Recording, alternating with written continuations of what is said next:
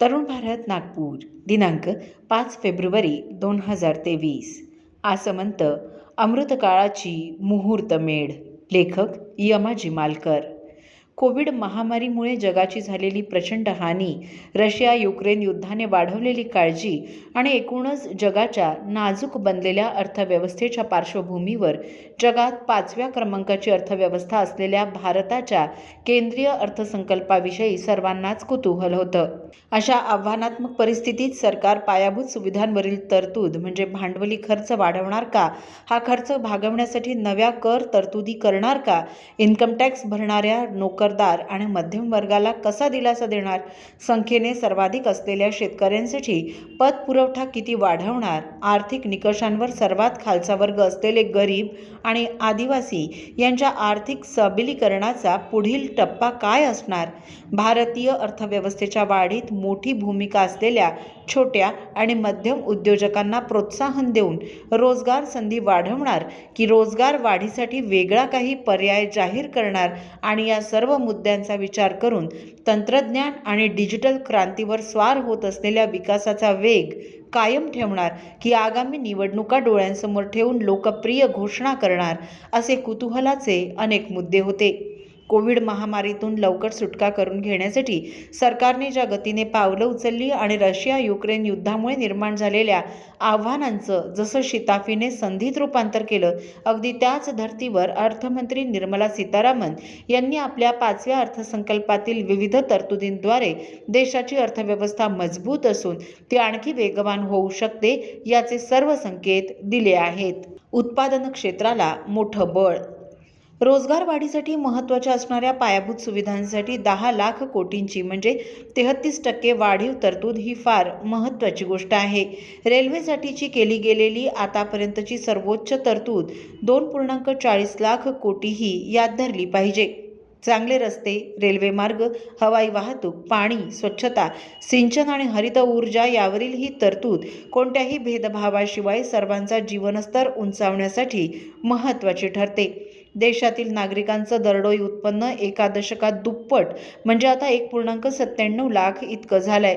याचा अर्थ त्याच्याशी सुसंगत सेवा सुविधांची गरज निर्माण झाली असून हे आव्हान सरकारसमोर असून त्याला न्याय देणारी तरतूद झाली आहे. सध्या देशात सुरू असलेलं महामार्गांचं वेगवान काम आणि रेल्वेमध्ये ठळकपणे दिसत असलेल्या सुधारणा त्याचीच प्रचिती देत आहेत. कोविड संकटामुळे गुंतवणुकीत सरकारला पुढाकार घ्यावा लागला, पण आता अशा तरतुदींमुळे खाजगी गुंतवणुकीला चालना मिळणार आहे. आत्मनिर्भर धोरणामुळे अनेक खाजगी उद्योगांनी एरवी आयात होणाऱ्या सामुग्रीचं उत्पादन सुरू केलं असून त्यामुळेच भारतीय उद्योगांचे ताळेबंद गेल्या वर्षभर चांगलेच सुधारलेले दिसतायत. अर्थसंकल्पातील या धोरण सलगतेमुळे भारतातील उत्पादन क्षेत्राला आणखी बळ मिळणार आहे. कर संकलन वाढलं हे मोठं यश. कोरोनाचा परिणाम म्हणून भारतीयांनी गेली 1.5 ते 2 वर्षे भरपूर खर्च केला आणि त्यातून अर्थव्यवस्था लवकर रुळावर आली. याचा अर्थ खर्च करण्याची 140 कोटी नागरिकांची, विशेषतः नोकरदार आणि मध्यमवर्गीयांची क्षमता सतत वाढणं ही एक गरज आहे. महागाईमुळे ती कमी होत चालली आहे. इन्कम टॅक्समध्ये करण्यात आलेल्या बदलांमुळे त्यांच्या हातात अधिक पैसा राहील याची काळजी अर्थमंत्र्यांनी घेतली आहे. इन्कम टॅक्सच्या नव्या सोप्या प्रणालीकडे करदात्यांनी वळलं पाहिजे अशी सक्ती न करता तसा प्रयत्न सरकार करतंय. या आघाडीवर अधिक धाडसी सुधारणांची गरज वर्षानुवर्षे व्यक्त केली जाते, पण इन्कम टॅक्स भरणाऱ्या नागरिकांची संख्या अजूनही मर्यादितच म्हणजे 7.5 कोटी असल्यामुळे सरकारचे हात बांधले गेले आहेत असं दिसतं. अर्थात GST या अप्रत्यक्ष कराद्वारे सरकारच्या तिजोरीत चांगली भर पडत असून त्यामुळेच अशा कठीण परिस्थितीतही 1000 कोटींची करसवलत नागरिकांना देणं सरकारला शक्य झालं. डिजिटल क्रांतीच्या मार्गाने आर्थिक व्यवहारांमध्ये गेली काही वर्ष जी पारदर्शकता आली आहे त्याचा परिणाम कर संकलन वाढण्यात झालाय. अर्थव्यवस्थेमध्ये डिजिटलवर भर देण्यासाठीच्या नव्या तरतुदी या कर संकलन म्हणून फायदेशीर तर आहेतच, पण ईज ऑफ डुईंग बिझनेस आणि ईज ऑफ लिव्हिंगचीही ती गरज आहे. शेती क्षेत्रालाही डिजिटलचा लाभ. ग्रामीण भाग आणि विशेषतः शेतीसाठीची तरतूद वाढवून कृषी क्षेत्रातील ताण कमी करणं ही आपली गरज आहे. अर्थसंकल्पात ग्रामीणसाठी 1.60 लाख कोटी रुपये तर शेतीसाठी 1.25 लाख कोटी रुपयांची तरतूद करून ती गरज मान्य करण्यात आली आहे. पशुपालन, दूध उत्पादन आणि मत्स्य उद्योगासाठी 20 लाख कोटी रुपयांचा पतपुरवठा केला जाईल.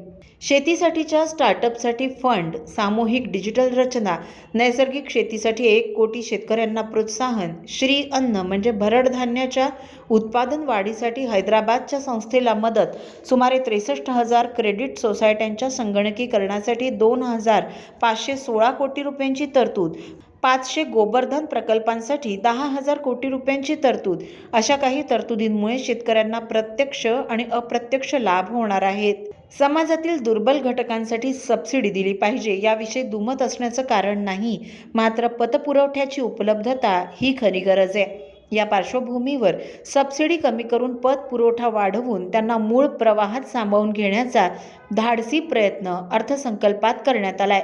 मनरेगासाठीची तरतूद मात्र कमी केली आहे, ती गरजेनुसार वाढवण्याची तयारी सरकारने केली पाहिजे. गरीब आणि दुर्बल घटकांसाठी काय? अर्थसंकल्पामध्ये दुर्बल आणि गरिबांसाठी काय असा मुद्दा साहजिकच नेहमीच उपस्थित होतो. सर्वात गरीब वर्गाला धान्य मोफत देण्याच्या योजनेला 1 वर्षाची मुदतवाढ देऊन आणि किसान सन्मान सारख्या योजनांद्वारे सरकारने एक मोठी जबाबदारी पार पाडली आहे. जनधन योजनेद्वारे 47 कोटी गरीब नागरिक बँकिंग व्यवस्थेचे लाभ घेऊ शकले आहेत. ज्येष्ठ नागरिकांसाठीच्या बचत योजनेत आता 15 ऐवजी 30 लाख रुपये ठेवता येईल. मासिक उत्पन्न योजनेची संयुक्त खात्याची मर्यादा 9 ऐवजी आता 15 लाख रुपये. महिला सन्मान बचत सर्टिफिकेट या 2 वर्षांसाठीच्या नव्या योजनेद्वारे 7.5% व्याजाची खात्री या तरतुदीद्वारे बचत करणाऱ्या नागरिकांना सरकारने दिलासा दिला आहे. 3.5 लाख आदिवासी मुलांसाठी 740 एकलव्य निवासी शाळा, 38,800 शिक्षकांची भरती, आदिवासी समाजाच्या आर्थिक आणि सामाजिक विकासासाठी विशेष योजना, त्यांच्यासाठी सुरक्षित घरं, पाणी, वीज आणि मलनिस्सारण यासाठी 3 वर्षांसाठी 15,000 कोटी रुपयांची तरतूद महत्त्वाची ठरेल. प्रधानमंत्री आवास योजनेसाठीची तरतूद 66% वाढवून ती 79,000 कोटी रुपये करण्यात आली आहे, ज्यामुळे निम्न मध्यम वर्गातील अनेक नागरिक आपल्या घराचं स्वप्न पूर्ण करू शकतील. नवी कौशल्य, नव्या रोजगार संधी. वाढती बेरोजगारी ही भारतातील सर्वात मोठी समस्या असून त्यासाठी ज्या उद्योगांमध्ये आणि सेवा क्षेत्रात संधी आहेत त्या दृष्टीने तरुणांचं कौशल्य वाढवणं ही खरी गरज आहे. सर्वाधिक रोजगार छोट्या आणि मध्यम उद्योगांमध्ये आहेत, हे लक्षात घेऊन त्यांना 9,000 कोटी रुपयांचा पतपुरवठा करण्यात येणार आहे. प्रधानमंत्री कौशल्य विकास योजना 4 ची सुरुवात, परदेशातील रोजगार संधी घेण्यासाठी 30 स्किल इंडिया सेंटर्स, 47 लाख तरुणांना शिकाऊ उमेदवार म्हणून काम करताना केंद्र सरकारतर्फे डायरेक्ट बेनिफिट ट्रान्सफरद्वारे मदत, अशा योजनांद्वारे बेरोजगारी कमी करण्याचा प्रयत्न केला जाणार आहे. अर्थात जेव्हा विकासाचा दर चांगला असतो तेव्हा अर्थव्यवस्थेमध्ये रोजगारांची निर्मिती होतच असते. भारताचा विकास दर 7% राहणार असल्यामुळे नवी कौशल्य मिळवून तरुणांना त्यासाठी तयार करणं ही खरी गरज आहे. रोजगाराचे आणखी एक महत्त्वाचे क्षेत्र म्हणजे पर्यटन. देखो अपना देश यासारख्या योजनेची घोषणा करून त्याचं महत्त्व इतक्या ठळकपणे प्रथमच मान्य केल्या गेलंय. भारतातील धार्मिक पर्यटनाचं महत्त्व सरकारने आधीच ओळखलं असून आता 50 पर्यटन स्थळांचा विकास केला जाणार आहे. रेल्वे मार्गांच्या विस्तारासोबत 50 नवी विमानतळं आणि हेलिपॅडच्या निर्मितीमुळे अशी नवी ठिकाणं जोडली जातील. गेल्या वर्षात विक्रमी 14 कोटी भारतीयांनी विमान प्रवास केला असून त्यात उड्डाण योजनेचा महत्त्वाचा वाटा आहे. रोजगार वाढीची ही नवी क्षेत्र असून त्याकडे सरकार गांभीर्यानं पाहतं, याची प्रचिती गेल्या काही वर्षातील उभारणीने दिली आहे. सर्वाधिक रोजगार देणाऱ्या सेवा क्षेत्राचा डिजिटल क्रांतीमुळे प्रचंड विस्तार होत असल्यामुळे त्याचा वेग कमी पडणार नाही याची काळजी सरकार घेत आहे, असं अर्थसंकल्पातील तरतुदी सांगतात. हरित गरज आणि जबाबदारी. ही सर्वाधिक लोकसंख्या असलेल्या आपल्या देशाच्या लोकसंख्येची घनता ही 383 म्हणजे जगात असलेल्या 60 पेक्षा कितीतरी जास्त आहे. त्यामुळे ग्लोबल वॉर्मिंगचे परिणाम आपल्याला भोगावे लागणार आहेत. हरित ऊर्जेत भारत घेत असलेली आघाडी हा जसा जबाबदारीचा भाग आहे तसाच तो आवश्यकही आहे. हरित ऊर्जेसाठी 35,000 कोटी रुपयांची तरतूद करून त्याचं महत्त्व अर्थसंकल्पाने अधोरेखित केलंय. बॅटरी स्टोरेजसाठी अर्थपुरवठा, राष्ट्रीय ग्रीन हायड्रोजन मिशनसाठी 19,700 कोटी रुपये देऊन आयात केल्या जाणाऱ्या इंधनावरील अवलंबित्व कमी करण्याचा इरादा सरकारने जाहीर केलाय. जगातील सर्वात मोठा सौर ऊर्जा प्रकल्प भारतात राजस्थानमधील भादला इथे असून अशा अनेक प्रकल्पांमध्ये आता ऊर्जा निर्मिती सुरू झाली आहे. त्यामुळे मोटार गाड्यांसोबत अनेक रेल्वेही आता विजेवर चालवण्यात येत आहेत.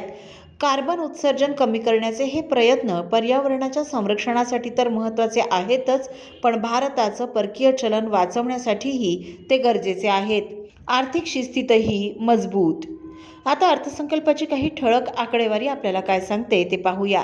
वर्ष 2023-24 या आर्थिक वर्षात एकूण 45,03,097 कोटी रुपये खर्च केले जाणार आहेत. म्हणजे गेल्या वर्षातील खर्चापेक्षा 3,15,885 कोटी रुपयांची वाढ गृहीत धरण्यात आली आहे. हे महत्त्वाचे आहे. याचा अर्थ पुढील वर्षातही भारतीय अर्थव्यवस्था वेगाने पुढे जाणार आहे. देश चालवण्यासाठी कर्ज काढणं आणि जागतिक अर्थव्यवस्थेची ही एक पद्धत झाली असून त्यात विकसित देश आघाडीवर आहेत. भारतासारख्या देशाला अर्थातच त्या अर्थकारणाचा भाग बनून राहावं लागतं, पण त्याही स्थितीत आर्थिक तूट आटोक्यात ठेवावी लागते. कोरोना संकटामुळे सर्व जगाने आर्थिक शिस्त मोडली. आता व्याजदर वाढीच्या मार्गाने जगाची गाडी रुळावर येते. भारतानेही या काळात 6.4% आर्थिक तूट मान्य केली आणि आता म्हणजे पुढील वर्षात ती 5.9%, तर 2025-26 मध्ये ती 4.5% खाली आणण्याचं उद्दिष्ट ठेवलं आहे. भारताची आर्थिक घडी मजबूत असल्याचंच हे लक्षण आहे. आव्हानात्मक काळात करसंकलन 20.9 लाख कोटी रुपये करण्याची किमया सरकारने केली आहे. त्यामुळे ही शिस्त पाळणं शक्य झालं. अर्थसंकल्पाच्या दिवशी शेअर बाजार वाढला आणि परकीय गुंतवणूकदारांनी त्या दिवशी भारतीय शेअर्सची पुन्हा खरेदी सुरू केली. त्याचं कारण हे आहे. मुहूर्त जुळून आले आहेत. भारतीय स्वातंत्र्याची 100 वर्ष आणखीन 25 वर्षांनी पूर्ण होतील. त्याला अर्थमंत्र्यांनी अमृतकाळ असं म्हटलंय. या 25 वर्षात देशासमोर 7 प्राधान्यक्रम म्हणजे सप्तर्षी असतील, ज्यात सर्वसमावेशक विकास, शेवटच्या घटकापर्यंत पोहोचणं, पायाभूत सुविधा आणि गुंतवणूक, सर्व क्षमतांचा विकास, हरित विकास, युवा शक्ती आणि आर्थिक क्षेत्राचा विकास या मुद्द्यांचा समावेश करण्यात आलाय. देशासमोर निश्चित अशी काही दिशा ठेवण्याचा हा प्रयत्न म्हणता येईल. खरोखरच भारतासाठी ही 25 वर्ष अतिशय महत्त्वाची आहेत. त्याचं कारण भारताच्या अर्थव्यवस्थेमध्ये मोठी झेप घेण्याची असलेली क्षमता आणि जगाच्या आजच्या परिस्थितीत भारताचं वाढलेलं स्थान. चीनला पर्याय शोधताना भारताच्या उत्पादन क्षमतेकडे जगाचं गेलेलं लक्ष, त्याला भारताच्या आत्मनिर्भर धोरणाची मिळालेली साथ, भारताला लाभलेलं राजकीय स्थैर्य, नरेंद्र मोदी यांच्यासारखे मजबूत नेतृत्व, गेल्या दशकात झालेल्या आर्थिक सुधारणांचे फायदे मिळविण्याचा सुरू झालेला कालखंड आणि प्रचंड वैविध्य, विषमता आणि विसंगतींमध्ये भारतीय नागरिकांकडे असलेलं शहाणपण आणि बौद्धिक कौशल्य असे सर्व काही जुळून आले आहे. त्याला चालना देण्याचं कार्य या अर्थसंकल्पाने निश्चितच केलं आहे. असं म्हणतं या रविवारी पुरवणीतील यमाजी मालकर यांचा हा लेख आपण तरुणभारत.net या संकेतस्थळावरही ऐकू शकता. असेच अभ्यासपूर्ण लेख ऐका फक्त डिजिटल तरुण भारत सोबत.